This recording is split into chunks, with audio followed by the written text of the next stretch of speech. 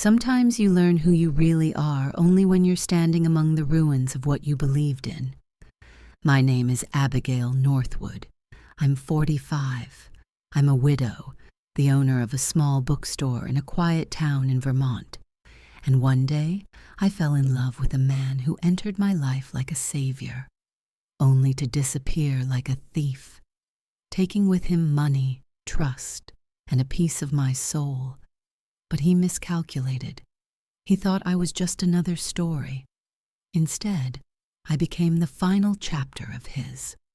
Want to know how an ordinary woman, unnoticed by the world, turned the tables on a seasoned con man? Stay. The most exciting part is still ahead. And if you love real stories about simple people with complicated fates, subscribe to the channel, hit like, and be sure to leave a comment. Tell me, what would you do in my place? Here, we don't tell fairy tales. Here, we tell stories that cut deep. My name is Abigail Northwood. I'm 45 and I live in a town that smells of pine, old wood, and coffee in thermoses. Weston Grange is a place where time moves on tiptoe.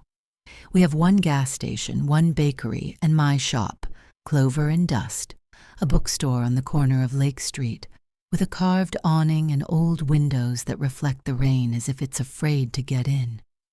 My day always starts the same. I wake up at 6:40 to the smell of my own cat. Fanny loves to sleep on my pillow. I make coffee, strong, bitter, like memories of Harvey, and wipe down the countertop, although it's already spotless. I've lived alone for 8 years, not since he died of a heart attack, right behind the wheel of our pickup, returning from the farmer's market.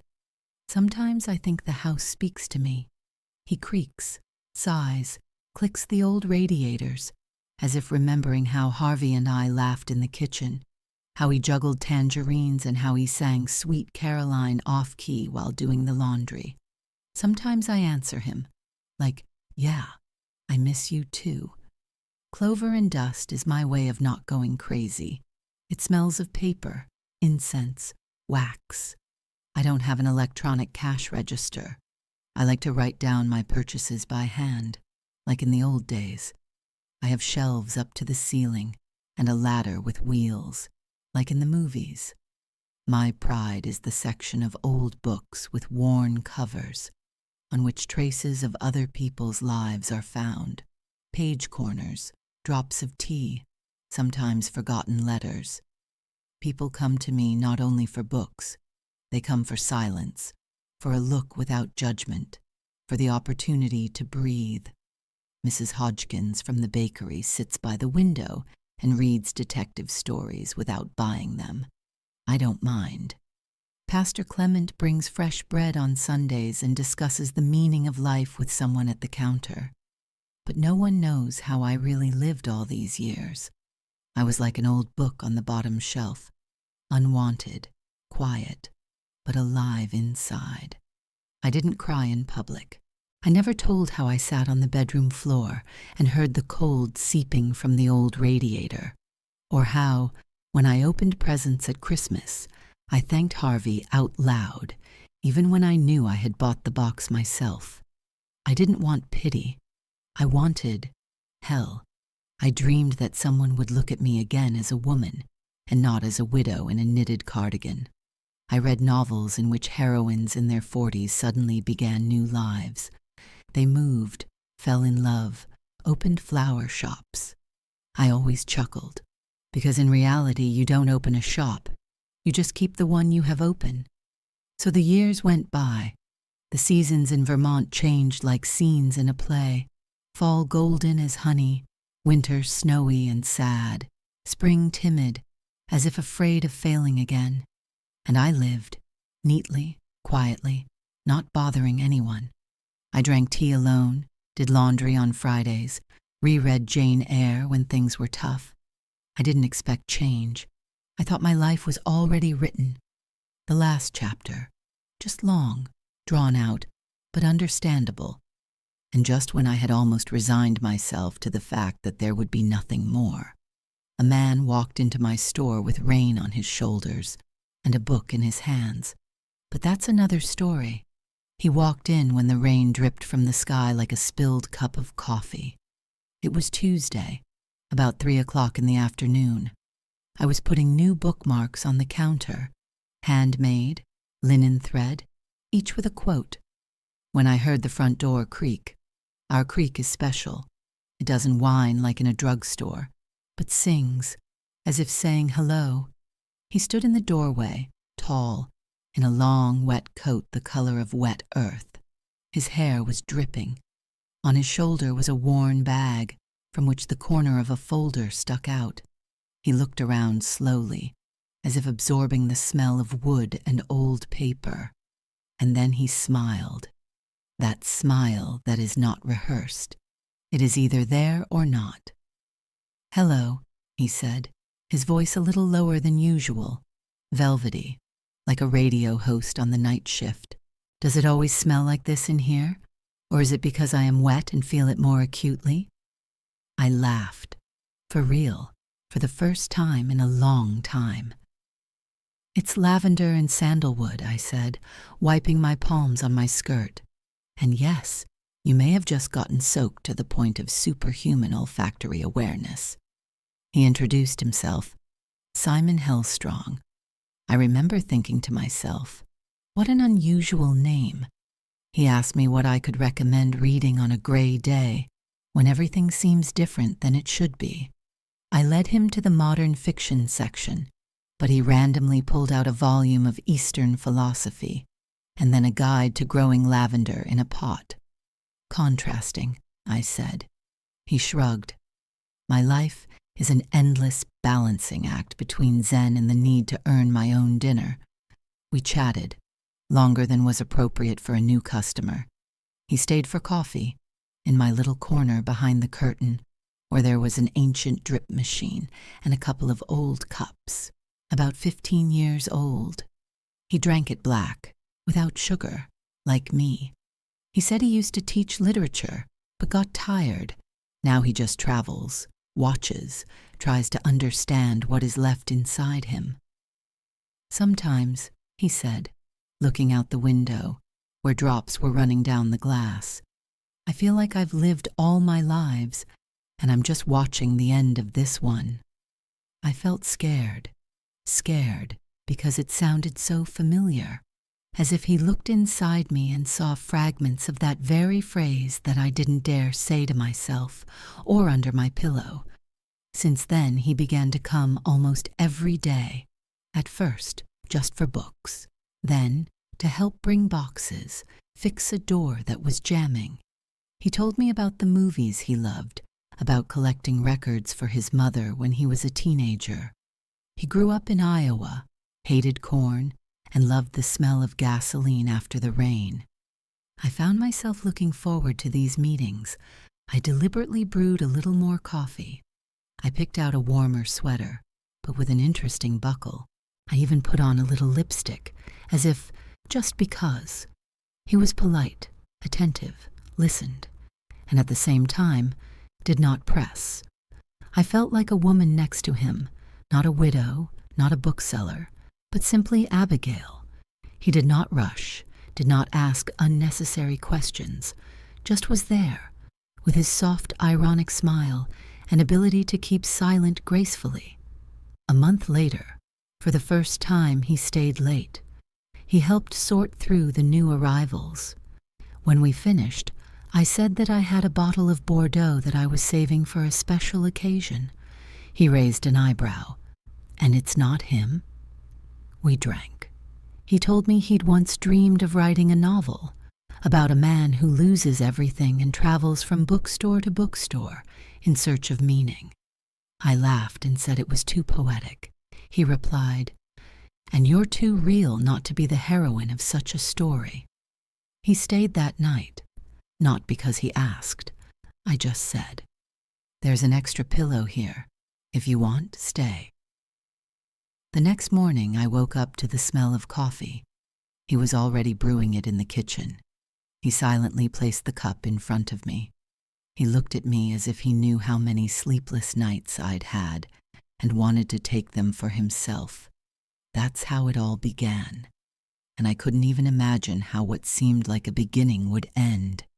He disappeared on Monday, that same unremarkable grayish Monday, on which I woke up as if I'd always been with him, in which I didn't remember Harvey in the morning for the first time, because I remembered Simon. I got up early. The smell of coffee didn't seem like a miracle anymore. It had become part of the morning ritual, only it wasn't in the kitchen. The cups were clean, and the coffee pot was empty. I thought, maybe he just went out for donuts. He did that before, with his small, almost schoolboy tenderness. I wasn't worried, not right away. When an hour later he didn't answer the phone, I decided that something might have died. His phone, or his mood, or his memory. Who knows? Suddenly he wanted to be alone. Men can disappear, even when they're in the room. I came to the store as usual. The wind was pushing the sign. That day was especially cold. The door opened harder than usual, as if it didn't want to let me in. It smelled a little different inside. Not lavender, not paper, but something empty. Too dry, too still. I went to the cash register, and I understood right away. It was all wrong. There was no money, not in the drawer, not in the envelopes in the drawer under the shelf, which I always hid there, in case of the unexpected. The safe. I rushed to it, as if I could return everything with just the speed of my movements. But it was open, cold metal, as if mocking. Inside, empty. Only a paperclip lay in the corner, useless, like me at that moment. I stood, looking into this black maw, and felt how the floor under my feet became viscous, not physically, mentally. Simon. I called him over and over again. Each beep was like spit. No answer. Messages not delivered. His profile in the messenger disappeared. Mail. Unavailable. The account on the website where he once got a book about lavender has been deleted. I sat down slowly on the floor, right next to the philosophy shelf, like the first day. Only now I wasn't the owner of the bookstore. I was a stupid woman who thought she could be happy a second time. I didn't cry. Not right away. The crying came later, when I was walking home empty-handed and feeling like some of my bones had been pulled out. I opened the door, sat down on the couch, wrapped myself in the blanket, the one he'd given me for Thanksgiving, and only then did I break down. I didn't sob. I moaned, like a wounded animal, with a dull, ragged sound that should never come out of a person. The next morning I went to the police. Everything was like in the movies. A tired officer, a plastic cup of coffee, a pen with a broken spring. I told him how I met him, how he came into my life not as a thief, but as the shadow of a hand that once stroked your cheek. Officer McLean was silent for a long moment. Then he said, "This may be unpleasant for you to hear, Ms. Northwood, but this isn't the first time. We have similar reports, different names, same method." And he pulled out a folder, and I saw a photo. He was a little younger, with a different haircut, different clothes. But it was him, my Simon Hellstrong, only really Seth Gerald, a con man, a professional, a charmer. He'd tricked women in Montana, North Carolina, Utah. He'd show up, gain their trust, disappear with the money, and disappear as if he'd never been there. When I got home, I stood in front of the mirror for a long time, looked at his face, the wrinkles around his eyes, the shadows on his cheeks. I ran my finger along my collarbone, the place he had once kissed, as if blessing me, and I realized that I wasn't just angry. I felt fury, pure, focused, not like pain, but like purpose. I wasn't broken. I was awakened, and if he thought I would become just another folder in the archive, he hadn't read the books I sold him well. Anger is a tricky thing. At first it burns like vinegar on an open wound, Then it subsides. But if you don't give it an outlet, it will grow inside, like mold under wallpaper. I knew that. But this time I decided, I won't let it swallow me. I will let it become fuel. A week passed, then a second. I opened the store again. People came in, smiled sympathetically. Some heard something. I just nodded and went on living. I cleaned the shelves, sorted the books, pretended everything was fine. But inside me, a clear, meticulous structure was being built. Seth Gerald, or whatever he calls himself now, thought it was over. But he just didn't know who he was dealing with. I wasn't an investigator. I didn't have any hunting skills. I was just a woman who had kept quiet for too long and lost too much. But believe me, when a woman has only one path left, she becomes the living truth. I started simple. With online forms for fraud victims, I registered under the name Loretta Faye Winslow, a 43-year-old widow, a baker from Chicago who dreamed of opening a small cafe. I invented a whole life for her. Photos with mugs of pies, humorous posts about dogs, a couple of recipes, even an Instagram page. It all looked real. I even started to believe that I could bake. I posted a message on one of the closed forums for women's support. After my husband died, I don't know what to do next. I'm thinking about finding a partner for the business. Has anyone opened a cafe or a bookstore? Share your experience. The message was like bait, sincere, soft, without hysteria.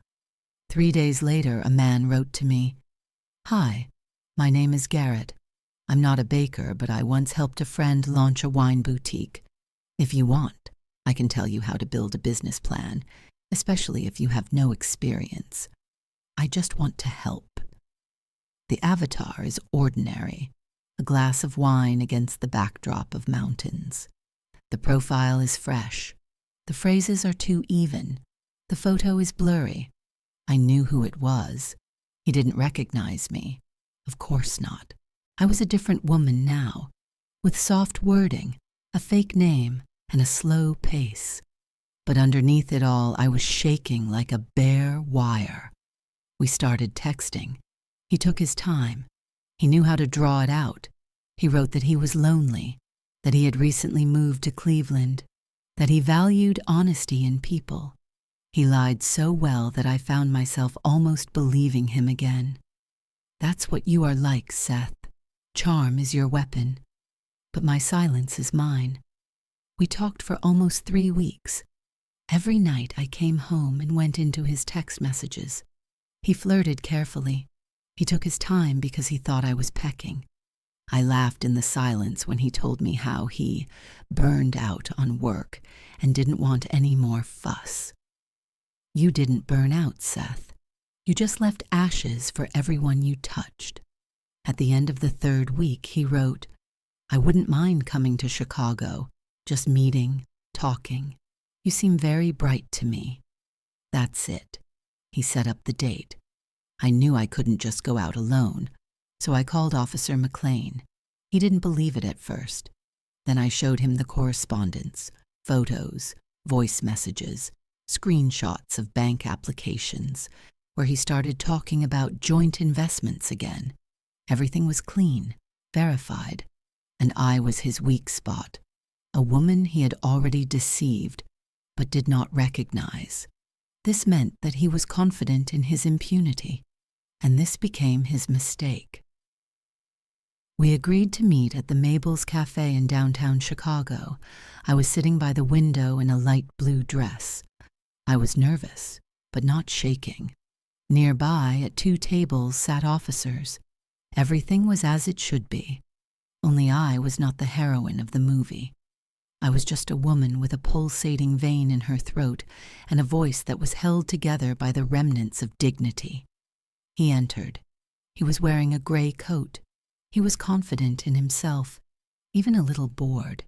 He came up to the table, leaned over, and said, "Loretta, it's nice to finally—" He didn't have time to finish. I looked at him. For a long time, quietly. with coldness in my eyes, and I said, "Simon, or more accurately, Seth Jarrell. Have you forgotten me? Northwood. I was the one whose money you spent, and the one who will now take your freedom." He recoiled. I saw panic in his eyes. Real panic. No filters, no mask. He understood. Too late. The police stood up like shadows, in unison, like an act in the second act. They threw him to the floor, and I heard him whisper, "This is a setup. No, Seth, it's the truth. It's just that it's finally come, like the morning after a night that's been too long." I left the cafe with my face uplifted, and for the first time in years, I didn't have to think about how to smile, because it was real. Life didn't change right away. The sky didn't brighten, the wind didn't play a new tune, and the books on the shelves didn't whisper gratitude to me. But everything inside me changed, almost imperceptibly, the same way spring begins, with a drop in an icicle, with the soft smell of the earth, with the first sparrow that sings even when there's still snow all around. Seth Jarrell, the man with 1,000 faces, got 8 years. He didn't look me in the eye at the trial. His face was gray as old cement. There were other women sitting next to him. One from Utah, silent, her lips pressed tightly together. Another, younger than me, with an empty gaze and trembling fingers. We didn't speak to each other, but it felt like we were holding each other's hands, somewhere inside, without words, without drama, just standing next to each other like women who didn't give up. When the verdict was announced, I didn't feel euphoria. I wasn't happy. It just became quiet inside, like it does in a room after a long renovation, when everything is in place, and you just sit and listen to the clock ticking in unison with your heart. Peace, clean, long awaited. I returned home, to Weston Grange, to my shop. The first thing I did was change the sign. Now it was called the Silent Leaf. This name came to me at night. I woke up and wrote it down in the margins of an old book, because every leaf, before it falls, is silent. But when it falls, it whispers the whole truth to the wind. Inside, I left everything almost as it was. Only now the shelves were deeper. I ordered carved wooden plaques with the names of the sections. One of them was new. Stories of return. There were memoirs, letters, books where women returned to themselves after storms. I made a small coffee area by the window, put wicker chairs and soft pillows there. I hung a hemp lampshade. People began to linger more often, brought buns, drank tea, shared stories. Sometimes, very quietly, someone told how they were deceived, and I listened, not as a judge, as someone who had already been through hell and returned with the keys. I began to be invited to meetings at women's clubs, at schools. I did not give lectures. I simply told how important it is not to be silent, how important it is to believe in yourself, and how retribution is not always revenge. Sometimes it is just the return of your voice. One day a girl came up to me, about 22 years old. She was holding a copy of Jane Eyre and asked, "Excuse me, are you the Abigail? From Chicago. They wrote about you in a magazine." I smiled. "I'm just Abigail, the one who's not afraid anymore." She bought the book, left a tip, and said goodbye. "You've helped me a lot, just by being you." And I remember that more than anything the jury said, because sometimes the most important thing you can do is stay, stand firm, and tell others that it's possible. Fanny, my cat, still sleeps on my pillow. At night, I turn on the old record player and put on Harvey's records. Sometimes I wonder what he would say if he saw me now. He'd probably just pour me some tea and say, "You've always been strong. You just know it now." Sometimes I sit by the window and watch people walk by. Sometimes they stop, look inside. Some buy a book, Some are just looking for warmth, and I think, let it be. Let my shop be such a place, where no one rushes, where they give time, where the leaves can fall, but something alive will grow again. Sometimes life comes to us not with flowers and hugs, but with cold, deception, and empty, safe drawers. But even then, even in the deepest darkness, we can find the light in ourselves to rise again. Not for revenge, not for glory, but simply because we are people. And that means we feel, make mistakes, lose, but also recover. I was at the bottom. I knew the taste of betrayal. I cried as if my heart would break. But I did not break. I found the strength not only to protect myself, but also to help others. And if you are somewhere out there now, and it seems to you that everything is over, no, this is not the end. This is just a turn, and you yourself will decide which chapter you will write next. If this story touched you, subscribe to our channel. Like it if you also believe that even the most ordinary people have truly powerful stories. And also, write in the comments, what would you do in my place? How would you start all over again? Because here on this channel we talk about those who survived the storms, about those who stood firm, about ordinary people whose lives became books full of pain, love, mistakes, and victories.